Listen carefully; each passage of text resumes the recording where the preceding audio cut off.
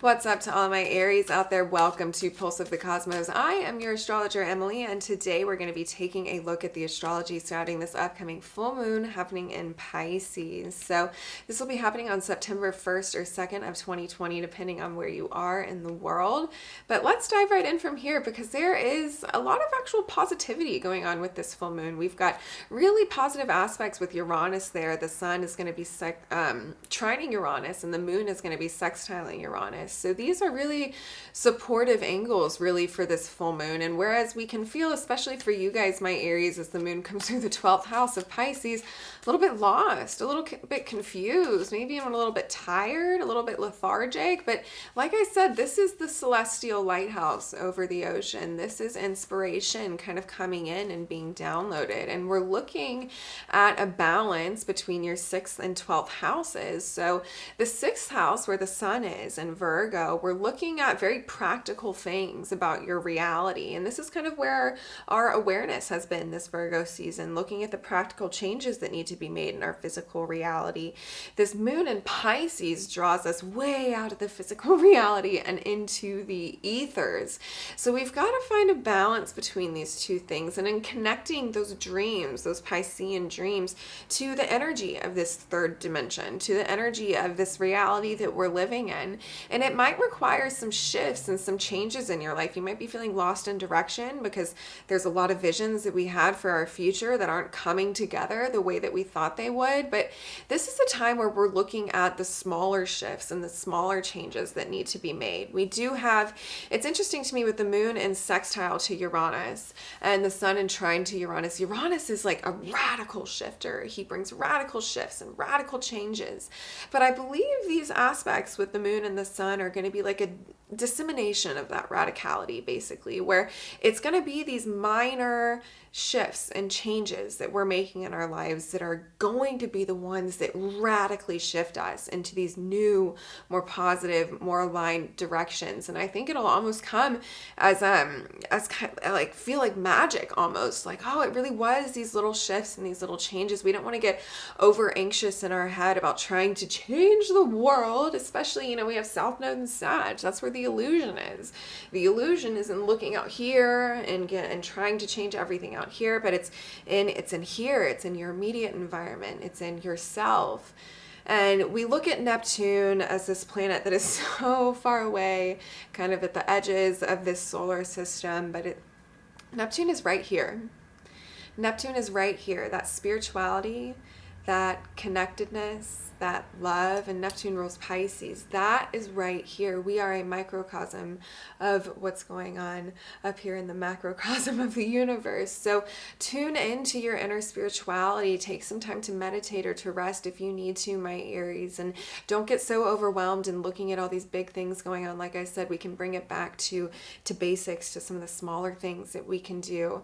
And Venus is also going to be opposing Saturn for this full moon, which, Venus is over there in Cancer, your 4th house. Saturn is in Capricorn, your 10th. And we're looking at relationships here. We're looking at what relationships are bringing that true sense of emotional security and that true sense of happiness, where there's a balance there between the exchange of energy and where there's no illusions surrounding the relationships and the partnerships and the projects in your life. Saturn offers an exceptional kind of love, but it's at a cost. It's at a cost of giving up the illusions of things that aren't connected, that aren't spiritually connected, that aren't honoring your worth, that aren't honoring your value. Mars is in your sign. So we have that energy. We have that ability to step into our identity and to really own it and to really charge forward with it. And if you're feeling a little bit lost and confused on even inspiration right now, my Aries, about what that direction kind of looks like, clarity will come through with this as it's illuminated through the light of the full moon. But in any case, let's see here. I'm going to pull for the cards, or from the cards for you guys, and see what's going on here for this. And we also this week have Venus, and she's going to be moving out of Cancer and into Leo, which for you guys, this is your 5th house of love and of creativity and of happiness. And it's time for you to communicate what you want out of this life. Uranus is in your 3rd house of your communications. Really speak out your heart's desires, what you want, what kind of relationships you want to be in, what kind of situations you want to be in. We really can manifest by just kind of speaking up about what it is that we want. We don't have to be so quiet about it. We can really stand up for what we want in this life, even just by speaking the words. But in any case, let's pull into the cards. All right, 3 of Pentacles reversed, crossed by the Wheel of Fortune upright, and then we pulled the King of Swords reversed. Okay, so these first couple cards, I'm seeing the 3 of Pentacles reversed as definitely an issue where things have not manifested the way that you thought they were going to. I know there's been so much work that you guys have been putting in on your long-term goals and the visions that you had for your career life or your work life or whatever kind of world you're trying to create for yourself. And we're in moments where things aren't manifesting. I mean, upright, these things are kind of coming together, and we're seeing kind of the first kind of signs of manifestation here. But reversed, it's just not coming through the way that we thought it would. And when we get this crossed by the Wheel of Fortune, the challenge is in that whatever this is that isn't working out or wasn't working out, or whatever the situation is for you, is that it's fated, that we're on the Wheel of Fortune, that we're turning with the hands of fate here. And it's a really transformative process. It's really transformative. We have Sept, the Egyptian god, carrying the souls into the underworld. We have Anubis guiding them through the underworld. And then we have Horus here up top, the resurrection, the rebirth, the regeneration. And this is you. We're on the wheels of fate. The things that aren't kind of aligning might be coming from a very spiritual place that's trying to shift you and redirect you into a new direction that's connected with your fate and connected with your destiny here. And coming up with the King of Swords reversed, I'm getting a feeling here that there's a refusal to kind of look at the truth of this situation, whatever this is, where things aren't coming together. Maybe you are feeling a little bit lost and a little bit paralyzed and a little bit confused. This could have been something that you have put so much energy into, and now it's like, oh, what do I do? But let's go back to the astrology for this and remember that sometimes it's those little shifts and those little changes and those little adjustments, and we don't have to make whatever this situation is so big in our heads.